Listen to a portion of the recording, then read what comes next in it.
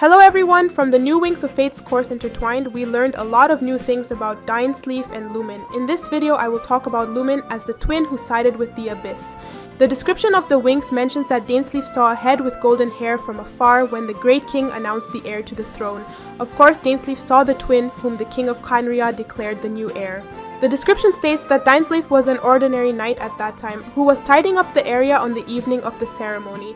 Previously, it seemed that the title of knight in Khaenri'ah was quite prestigious, and Dain himself, a purebred Khaenri'ah native with white hair and blue eyes, gave the impression of a man holding high positions in society.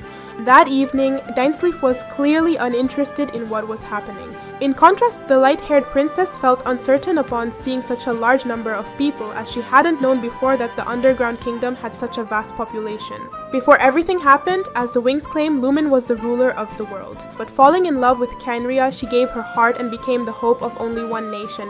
Why did Lumin choose Khaenri'ah in particular? From Scaramouche, we learned that Lumin initially appeared in Khaenri'ah's territory. We also know that the twins wandered through different worlds for a long time and could not find a place for themselves anywhere. Their homeland was destroyed, and Aether decided to find a place in the universe where a similar flower to the Intibat from the twins' homeland would grow. Khaenri'ah turned out to be such a place. Awakening in Khaenri'ah, Lumin saw an entire field of these flowers, and this coincidence led the twins to stay in Teyvat. But is it really a coincidence?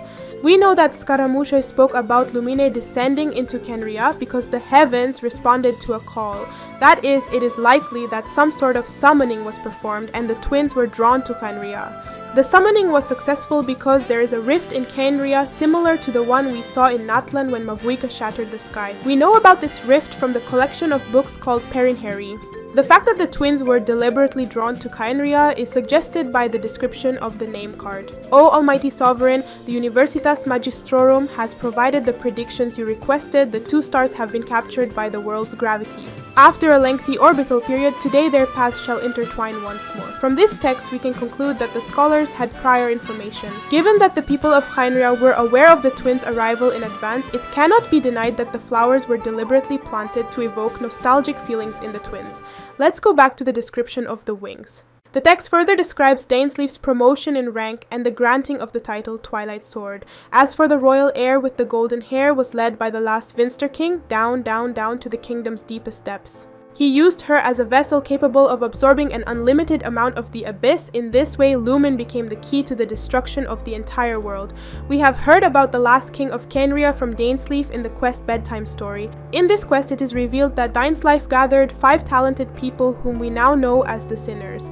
These people were Reindotir, Surtalogi, Rerir, Vederfolnir, and Hroptatir. They had a common goal. They all wanted to stop the king, who was abusing the power of the Abyss. Unfortunately, they had no plan, but they all wanted to save their country. In the end, all 5 of them could not resist the temptation to gain immense power and betrayed Dainsleif. After that, the Sinners divided the power of the Abyss among themselves and didn't interfere with the destruction of their own people. We also know that these individuals currently possess strength significantly greater than the Archons. It's worth noting that if these 5 are considered very powerful, then Dain himself was equal in strength to them at the time of these events.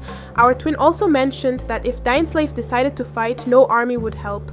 Eventually, after the catastrophe in Khaenri'ah, Dainsleif and Lumin teamed up and began a journey together, but ultimately their paths diverged. Well, that's the end of my story. Thanks for watching. Write in the comments what you think about Khaenri'ah and subscribe to my channel. It gives me more motivation to make videos more often and make them more interesting. See you soon, friends.